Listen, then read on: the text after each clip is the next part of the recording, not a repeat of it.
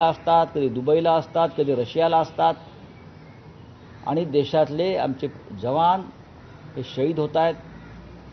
मणिपूर आणि जम्मू काश्मीर ही दोन्ही राज्य जणू भारताच्या नकाशावर नाहीत अशा पद्धतीनं या देशाचे पंतप्रधान, संरक्षण मंत्री आणि गृहमंत्री काम करतात. ते किती काळ चालणार? आता जे 5 जवान शहीद झाले त्यांना कीर्तीचक्र, अशोकचक्र वगैरे आपण जाहीर कराल, पण शेवटी ही बलिदानं जरी आपण म्हटलं तरी त्या हत्या आहेत आणि त्या हत्यांना प्रधानमंत्री मोदी, गृहमंत्री अमित शहा आणि राजनाथ सिंग जबाबदार आहेत. आपण परवा एक चित्र पाहिला असेल, एक तरुण विधवा शहीदांची पत्नी स्मृती, तिचं वय काय आहे? तिने तिचा पती गमावला जम्मू काश्मीरमध्ये आणि तुम्ही उत्सव मनवताय. अशा अनेक वीरमाता आणि वीरपत्नी या देशामध्ये आज आहेत. जो कोणी आपला मुलगा गमावतो, पती गमावतो, भाऊ गमावतो, त्यांचं दुःख या सरकारच्या नेत्यांना कळणार नाही. निर्दय आहे, निर्ढावलेले आहे. एकाच वेळेला 5 जवान शहीद होतात. पुलवामामध्ये 40 जवान शहीद झाले. ते का शहीद झाले याचा अद्याप तपास लागू शकले नाही. RDX कुठून आलं?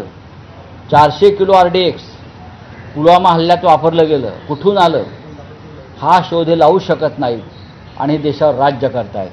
सर, मणिपूर की बात करते हैं. तुमचं संपलं? सर, हिट अँड रन केसमध्ये तुम्ही असं म्हणताय की जे दोषी आहेत त्यांचे जवळ मुख्यमंत्र्यांचे आज तुम्ही म्हणताय. हो, पण त्यात लपवण्यासारखं काय आहे? हिट अँड रन केसमधला जो मुख्य आरोपी, त्याचा मुलगा, हे मुख्यमंत्री एकनाथ शिंदे यांच्याशी अत्यंत घनिष्ठ संबंधित आहेत. माझ्या माहितीप्रमाणे त्यांचे व्यावसायिक संबंध आहेत, ठाणे जिल्ह्यातले आहेत. त्यांच्या पक्षाचे ते उपनेते आहेत असं मला कळलं. त्याच्यामुळे ते 24 तासात काय, त्यांना अटकच कशी केली पोलिसांनी त्यांना अटक करून गुन्हाच केलेला आहे. मुख्यमंत्र्यांच्या जवळच्या माणसाला अटक होते खून करून. कुठे मुख्य आरोपी? फरारी झालाय ना त्यांचा मुलगा.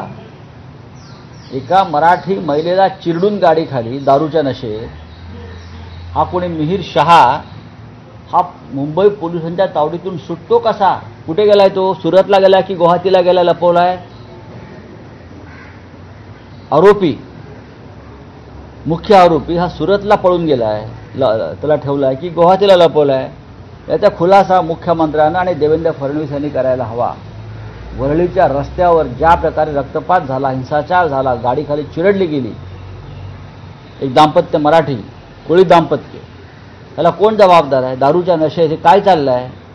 या मुंबई महाराष्ट्रात कायदा सुव्यवस्था आहे की नाही? पण ती नाही हे मला खात्रीनं सांगावं असं वाटतं. सर, राज्य सरकारने बारसुरीपाने जर 300 एकर जमीन जी आहे ती औद्योगिक क्षेत्र म्हणून जाहीर केली आहे, त्यासाठी विरोधकांकडून मोर्चा काढण्यात येणार. ठीक आहे, आमची चर्चा सुरू आहे त्या संदर्भात. सर, 12 जुलै रोजी विधानसभा परिषद निवडणुकांना आगामी विधानसभा निवडणुकापासून राष्ट्रवादीकडनं आज अजित पवार गटाकडनं आज सिद्धिविनायक दर्शन घेतलं जातं. घेऊ द्या ना, त्यात नवीन घेऊ द्या की.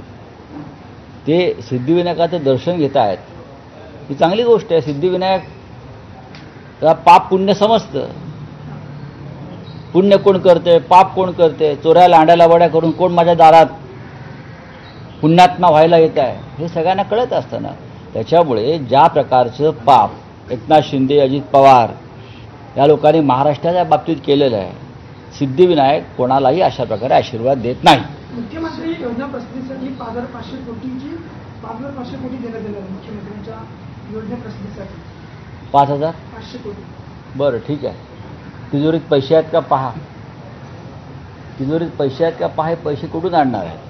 मराठा आरक्षणावर तोडगा काढण्यासाठी सर्वपक्षीय बैठक से राहुल गांधी मणिपुर जाते हैं, वहां पर मुलाकात करते जो पीड़ित है, उसके बाद राहुल गांधी कहते हैं कि प्रधानमंत्री 1-2 दिन में आके मणिपुर में जो हिंसा के लोगों से मिले, मुलाकात के.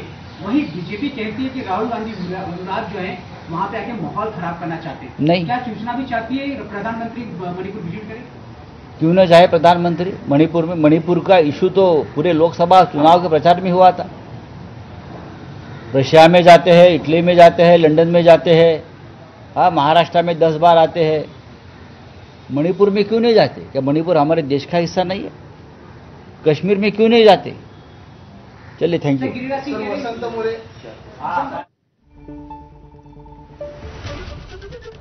तर संजय राऊत यांनी सध्या सरकारवरती जोरदार टीका केलेली आहे. तर